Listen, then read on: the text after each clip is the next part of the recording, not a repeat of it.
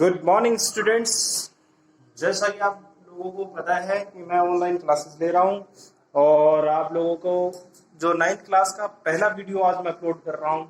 ठीक है, तो देखिए आज हम स्टार्ट करते हैं chapter number first, class 9th का। तो देखिए मैं ज्यादा डिस्क्रिप्शन यहाँ लिखा नहीं है, सिर्फ शॉर्ट में आप लोगों को बता रहा हूँ। बाकी आप लोग जो एनसीईआरटी की वेबसाइट है वहां से बुक डाउनलोड करेंगे और पढ़ेंगे। अगर कुछ डाउट होगा तो मुझे पूछ सकते हैं, ठीक है। अदरवाइज मैं आप लोगों को वीडियोस अपलोड करूंगा और उसमें क्या है आप लोगों को बताता चलूंगा। तो देखिए सबसे पहले अगर हम बात कर रहे हैं यहाँ, तो हमारे पास जो है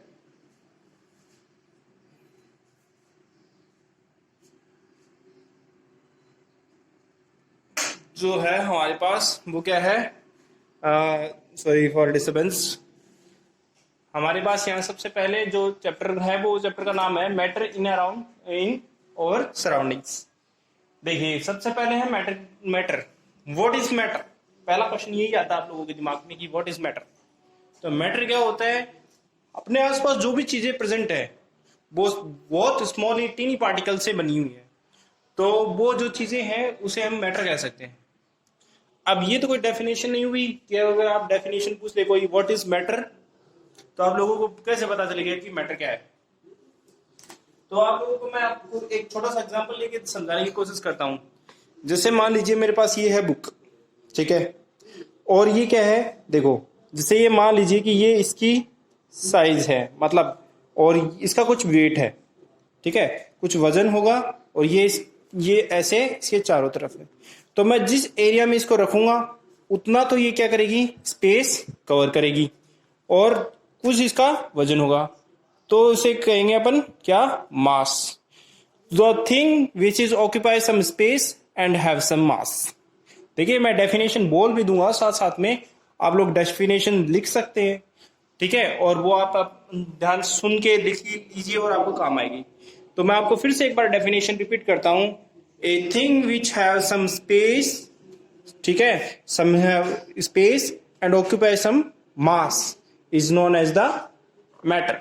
जैसे ये बुक है मेरे पास, तो ये क्या करेगी, कुछ स्पेस कवर करेगी और इसका कुछ वजन होगा, तो उसे क्या कहूंगा, मैं कहूंगा मैटर। तो देखिए तरीका क्या है, ये एनीथिंग दैट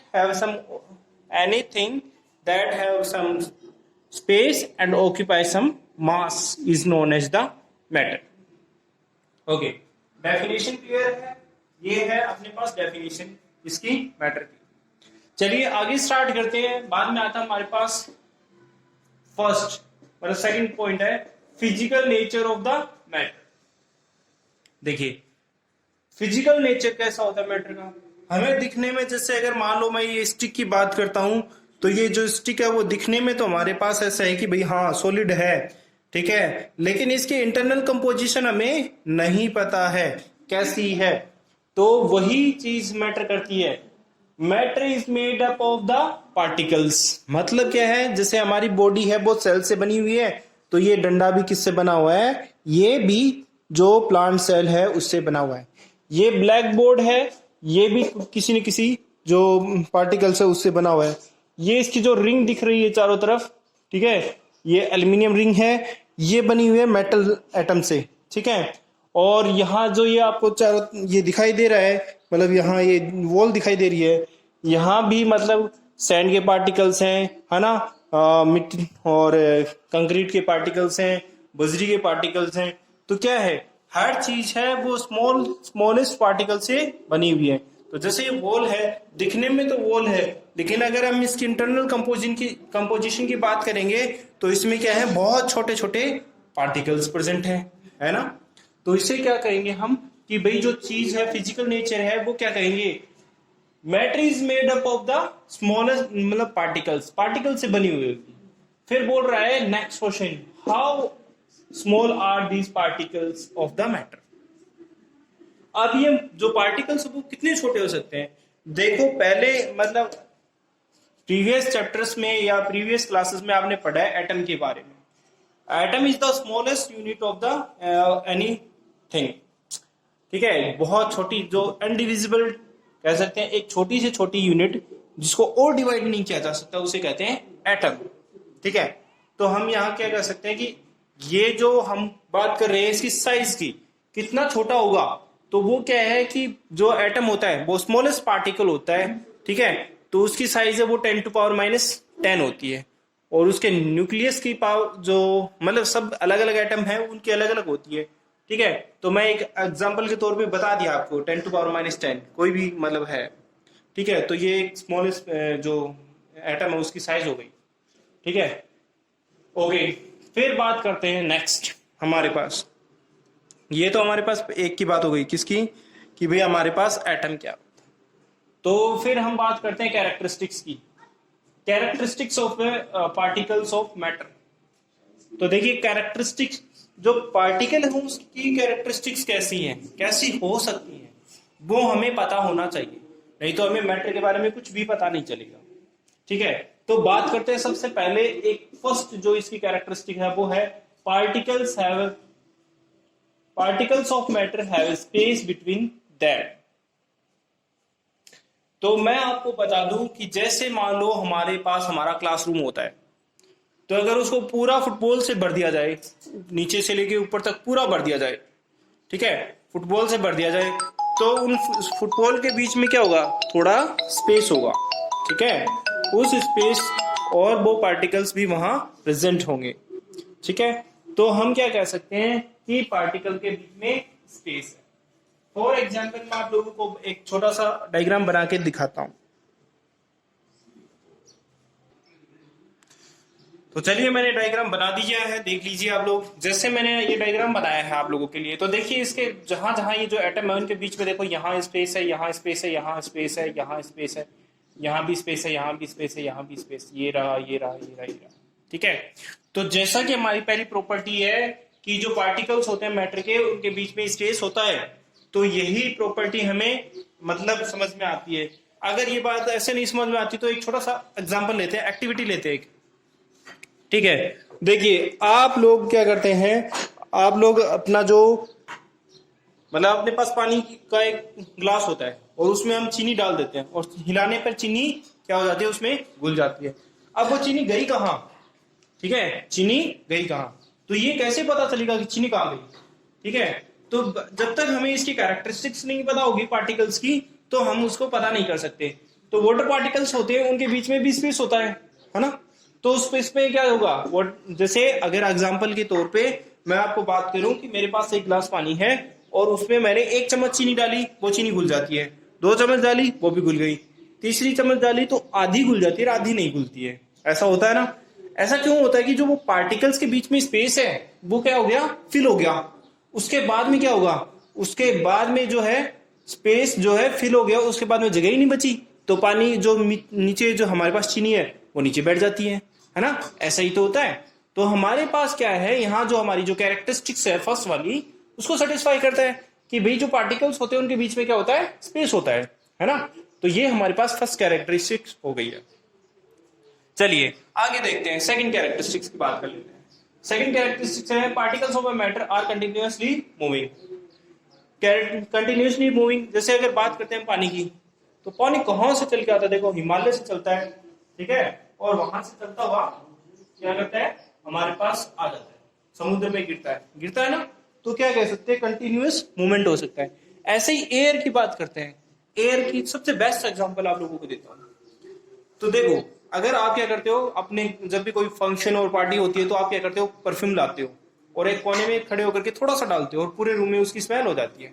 इसका मतलब क्या है, मूवमेंट ऑफ द पार्टिकल्स, है ना, कंटिन्यूअसली मूव कर रहे हैं। आपने तो एक कोने में झुक करके लगाया था, लेकिन पूरे रूम में हो जाती है और सबको पता चल जाता है कि इस बच्चे ने परफ्यूम लगाया है ना। तो वो क्या है, वो कैरेक्टरिस्टिक्स है, वो बता रही है हमें कैरेक्टरिस्टिक्स कि हमारे पास क्या है, जो कंटिन्यूअस मूवमेंट है इसका, पार्टिकल्स का, ठीक है। तो यहां से हमें सेकंड कैरेक्टरिस्टिक्स है वो सेटिस्फाई होती है कि पार्टिकल्स क्या करते हैं, कंटिन्यूअस मूवमेंट करते हैं। अब जो थर्ड वाली है प्रॉपर्टी, ये डिपेंड करती है टेम्परेचर पे। देखो particles of matter attract to each other, देखो मैटर के पार्टिकल्स है वो एक दूसरे को अट्रैक्ट करते हैं, ठीक है। ऐसे अगर बात समझे तो देखो मैं छोटा सा कंडीशन देता हूं तब आपको बहुत अच्छे से समझ में आएगा। मान लो सर्दी का मौसम है, बहुत ज्यादा कड़ाके की सर्दी पड़ रही है, तो एक बेंच पे 3 बच्चे बैठ सकते हैं, वहां एक बेंच पे 5 बच्चे बैठ जाते हैं ना, है ना, क्योंकि कंजेस्टेड हो गए ताकि सर्दी ना लगे, सारे एक दूसरे के साथ सट के बैठ जाते हैं। लेकिन वहीं अगर गर्मी हो तो क्या हो, जहां 3 की बेंच है वहां 2 ही बच्चे बैठना पसंद करते हैं। क्यों? क्योंकि गर्मी है, हीट लग रही है, गर्मी लग रही है। इस वजह से क्या है, वो सोचते हैं, मतलब अपने को फील होता है कि यार वो अपनी सीट से उठ जाए तो अपन 2 लोग बैठ जाए तो अच्छा होगा, ऐसा है ना। तो सेम अप्लाई होती है थिंग्स, वो क्या है, पार्टिकल्स ऑफ मैटर पे भी अप्लाई होती है कि अगर जब हम उसका जो टेम्परेचर है वो लो रखेंगे तो वो क्या करेंगे, एक दूसरे को अट्रैक्ट करेंगे, और जब हम टेम्परेचर राइज अप करेंगे तो एक दूसरे को रिपल करेंगे। ठीक है, तो हमें यहां से क्या पता चल रहा है, हमने कैरेक्टरिस्टिक्स पढ़ी है, किसकी, मैटर की कैरेक्टरिस्टिक्स पढ़ी है। चलिए, अभी मैंने आप लोगों को ये बताया, आगे चलते हैं, आगे देखते हैं हमारे पास क्या आता है। देखिए आगे अपने पास 4th पॉइंट आता है, स्टेट्स ऑफ मैटर। ठीक है, स्टेट्स ऑफ मैटर क्या है? तो स्टेट्स ऑफ मैटर बेसिकली हमारी अर्थ सरफेस पे 3 स्टेट ही लाई करती हैं। वैसे ओवरऑल जो स्टेट्स होती हैं वो कितनी होती हैं, 5 स्टेट्स होती हैं। अब देखो, अब आप लोग पूछोगे कि 5 कैसे होते हैं, हमने तो अभी तक 3 ही पढ़ी है। तो मैं आप लोगों को बता देता हूं कि 3 तो अर्थ सरफेस पे लाई करती हैं, एक मतलब 4 करती हैं एक तरह से, लेकिन हम 3 ही पढ़ते हैं। सॉलिड, लिक्विड, गैस, ये तो हम पढ़ते ही हैं। एक होती है BEC, बोस आयनिस्टीन कंडेंसेशन। ठीक है, जो बोस के और आइंस्टीन, मतलब सत्येंद्र नाथ बोस हैं हमारे फिजिस्ट के बहुत अच्छे प्रोफेसर रहे हैं, और आइंस्टीन है, उनके जो दोनों को लोगों मिला करके मतलब मैटर को कंडेंस करने का वे बनाया गया, तो उसे BEC कहा जाता है, बोस आइंस्टीन कंडेंसेशन। ठीक है, और एक होता है प्लाज्मा, जो कि जैसे सन है, वो हमेशा उसकी इतनी हीट है, वो हद से ज्यादा, तो उसे क्या कहेंगे हम, उसे कहेंगे प्लाज्मा। अगर बोस आइंस्टीन कंडेंसेशन की बात करें तो जो रॉकेट वगैरह स्पेस में जाते हैं उनके लिए जो है ऑक्सीजन है वो सॉलिड फॉर्म में रखी जाती है, बहुत ज्यादा, मतलब बर्फ के, या कह सकते हैं बहुत ज्यादा हैवी बना करके और उसको कंप्रेस करके ऐसा किया जाता है। तो वो उसका एग्जांपल ले सकते हैं अपन। ठीक है, तो हमने जो है अपने स्टेट्स ऑफ मैटर के बारे में पढ़ने, हमारी जो थ्योरी हम पढ़ते हैं उसके अकॉर्डिंग तो हमारे पास 3 स्टेट्स ऑफ मैटर होती हैं, और हमारे पास 5 स्टेट्स ऑफ मैटर होती हैं, तो जो मैंने आप लोगों को बता दी। अब स्टार्ट करते हैं हम सबसे पहले सॉलिड स्टेट। सॉलिड स्टेट की बात करते हैं तो आप लोगों को बहुत सी चीजें आप लोगों को पता होंगी कि आप लोगों को देखो, स्पेस, इसके अंदर जो इंटरमोलिकुलर स्पेस होता है वो बिल्कुल ही बहुत कम होता है। जो सॉलिड होता है उसकी साइज है वो और शेप है वो फिक्स होती है, और वॉल्यूम भी फिक्स होती है। जैसे अगर बात करूं इस डंडे की, तो इसकी साइज और शेप फिक्स है, और इसके अंदर वॉल्यूम जो ये टोटली भरा हुआ है तो उसकी वॉल्यूम भी फिक्स है। ठीक है, इसके अंदर जो पार्टिकल्स हैं उनके अंदर इंटरमोलिकुलर स्पेस कम है, अट्रैक्शन फोर्स ज्यादा है, रिपल्शन फोर्स बहुत कम है। ठीक है, ये इसकी कुछ कैरेक्टरिस्टिक्स की बात हो गई, किसकी, सॉलिड की। ठीक है, अगर और बात करें, अगर देखिए ये आप जैसे बड़ी क्लासेस में जाएंगे तो आपको बहुत सारी कैरेक्टरिस्टिक्स मिलेंगी, यहाँ तो हमें जो है थोड़ी सी कैरेक्टरिस्टिक्स ध्यान रखनी जरूरी है। वॉल्यूम फिक्स होती है, शेप एंड साइज फिक्स होती है, जो पार्टिकल्स होते हैं उनके बीच में जो स्पेस होता है वो बहुत कम होता है, और एक दूसरे को अट्रैक्ट करते हैं। ठीक है, और क्या कह सकते हैं, वॉल्यूम फिक्स होती है, ये सब हो गया। ठीक है, चलिए अब बात करते हैं हम लिक्विड की। तो लिक्विड में क्या होगा, लिक्विड में वॉल्यूम फिक्स होगी, है ना, और शेप अकॉर्डिंग टू कंटेनर होगी, और इसके जो पार्टिकल्स हैं एज कंपेयर टू सॉलिड, ये क्या होंगे, थोड़े थोड़े दूर दूर होंगे। ठीक है, इनमें जो अट्रैक्शन और रिपल्शन जो है वो दोनों मॉडरेट कंडीशंस पे रहेंगे, ना तो ज्यादा रिपल्शन रहेगा ना ही ज्यादा अट्रैक्शन रहेगा, मतलब मॉडरेट कंडीशंस कह सकते हैं। ठीक है, और intermolecular space as compare to solid ज्यादा रहेगा। ठीक है, ठीक है, और ये डिफ्यूज्ड नहीं हो सकती, डिफ्यूज मतलब बिखर नहीं सकती, ये कम डिफ्यूज हो सकती हैं। अगर गैस की बात करते हैं तो इसकी वॉल्यूम शेप कुछ फिक्स नहीं होती है। ठीक है, इंटरमोलिकुलर स्पेस बहुत ज्यादा होता है, फ्रीली एग्जिस्ट करते हैं, फ्री पार्टिकल्स होते हैं, और डिस्टेंस है वो फार अवे होती है एक दूसरे से। ठीक है, तो हम ये, और अगर बात करें अगर अट्रैक्शन फोर्स की, तो अट्रैक्शन फोर्स निग्लिजिबल होता है, और सप्रेशन फोर्स है वो बहुत ज्यादा होता है। ठीक है। और अगर बात करें कंप्रेसिबिलिटी की, हाँ एक चीज और आ गई, कंप्रेसिबिलिटी। तो जो सॉलिड होते हैं वो बिल्कुल कंप्रेस नहीं होते। देखो ऐसे अगर मैं इस डंडे को दबाऊं तो ऐसा थोड़ी ना होगा कि दबाने पे ये क्या हो जाए, दब जाए, ऐसा नहीं होता ना, दबेगा नहीं। लेकिन लिक्विड है वो थोड़ा सा कंप्रेसिबल होता है, और जो गैस होती है वो मोर कंप्रेसिबल होती है। तो ये हमारे पास आज हमारे जो कुछ टॉपिक्स हैं वो हमने कवर अप किए। चलिए एक बार थोड़ा सा रिकैप कर देते हैं आप लोगों के लिए। सबसे पहले हमने डेफिनेशन पढ़ी मैटर की। मैटर क्या होता है, कोई भी चीज जो क्या करती है, सम स्पेस ऑक्यूपाई करती है और उसका कुछ वजन होता है, उसे हम क्या कहते हैं, मैटर। मैटर जो है फिजिकल, अगला जो टॉपिक हमारा वो रहा हमारा physical nature of matter. Physical nature की बात करते तो पूछता है कि मैटर है मेड अप ऑफ पार्टिकल्स। कैसे particle, small particles, tiny particles, ठीक है। पूछता है कि साइज कैसी होती है, साइज होती है वो मैंने एग्जांपल के तौर पे आपको बताया कि 10⁻⁻10 मीटर होती है। ऐसे हम उसका एग्जांपल ले सकते हैं, इतनी छोटी होती है कि आंखों से देख नहीं सकते, और इनडिविजिबल होती है, उसके बाद में उसको और डिवाइड भी नहीं कर सकते। ये हो गया।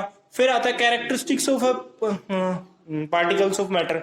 तो कैरेक्टरिस्टिक्स की बात की हमने, तो बात कर रहे हैं हम यहाँ, तो पार्टिकल्स है वो क्या होते हैं, उनके बीच में स्पेस होता है, जैसा कि आपके सामने डायग्राम से दिखाया दिया है कि यहाँ इनके बीच में कुछ स्पेस होता है। अगर बात करें उसके बीच में मतलब कंटिन्यूअस मूवमेंट की, तो जैसे मैंने आपको एग्जांपल दिया कि परफ्यूम की, एयर की, वाटर की, है ना, इन सब की। तो एग्जांपल ये है हमारे पास कि कंटिन्यूअस मूवमेंट होता है। हम एक कोने में खड़े होकर परफ्यूम लगाते हैं और पूरे रूम में फैल जाता है, जहां चलते हैं आसपास के लोगों को भी पता चलता रहता है कि हम परफ्यूम लगाया है, ठीक है। अट्रैक्शन की बात करें तो अट्रैक्शन की मैंने कंडीशन बताई कि अगर अगर किसी थिंग को अगर हम उसको टेम्परेचर लो रखेंगे तो अट्रैक्शन ज्यादा होगा, टेम्परेचर हाई रखेंगे तो वो एक दूसरे को रिपल कर सकते हैं, ठीक है। फिर आता है स्टेट्स ऑफ मैटर। तो आपको बताया कि स्टेट्स ऑफ मैटर है वो 5 हो सकती हैं, लेकिन हम स्टडी करते हैं 3 की, सॉलिड, लिक्विड एंड गैस। तो अगर हमारे पास यहाँ बात कर रहे हैं हम सॉलिड, लिक्विड, गैस की, तो मैंने सॉलिड की कुछ प्रॉपर्टीज बता दी हैं, लिक्विड की कुछ बता दी हैं, और गैसेस की भी कुछ प्रॉपर्टीज आप लोगों को बता दी हैं। एक बार फिर रिकॉल कर देता हूँ कि सॉलिड की वॉल्यूम और शेप, साइज फिक्स होती है, जो अट्रैक्शन फोर्स है पार्टिकल्स का वो ज्यादा होता है, कंप्रेसिबिलिटी निग्लिजिबल होती है, स्पेस बहुत कम होता है इनके बीच में, ठीक है, और अट्रैक्शन फोर्स ज्यादा होता है, रिपल्सन फोर्स बहुत कम होता है। अगर लिक्विड की बात करिए तो एज कम्पेयर टू सॉलिड इनके बीच में स्पेस ज्यादा होता है, थोड़े से लूजली बाउंड होते हैं, और अट्रैक्शन फोर्स और रिपल्सन फोर्स लगभग बराबर होता है, ठीक है। Compressibility as compare to solid थोड़ी ज्यादा होती है। अगर गैस की बात करें तो इसमें वॉल्यूम मतलब इसकी वॉल्यूम भी फिक्स नहीं होती और साइज भी फिक्स नहीं होती, और ये फ्रीली एग्जिस्ट करते हैं। कंप्रेसिबिलिटी हाई होती है, सेपरेशन फोर्स ज़्यादा होता है, और अट्रैक्शन फोर्स बिल्कुल भी नहीं होता है। तो ये मेरी तरफ से आज का मेरा टॉपिक था, और कल मैं आपका ये चैप्टर फिनिश कर दूंगा। आप लोग ये वीडियो देखते रहिए, और वीडियो देखने के साथ साथ आप अपने मतलब PDF डाउनलोड कीजिए प्ले स्टोर से, और वहां से आप लोग चैप्टर को पढ़िए। और कोई भी हेल्प चाहिए तो मुझे कॉल करिए, कॉन्टैक्ट व्हाट्सएप पे मैसेज कर सकते हैं, एज वेल एज कॉल करके पूछ सकते हैं कि कोई चीज़ समझ में नहीं आई हो तो मैं आपको डिटेल में आपको बता दूंगा। Okay, have a nice day everyone and good luck everyone.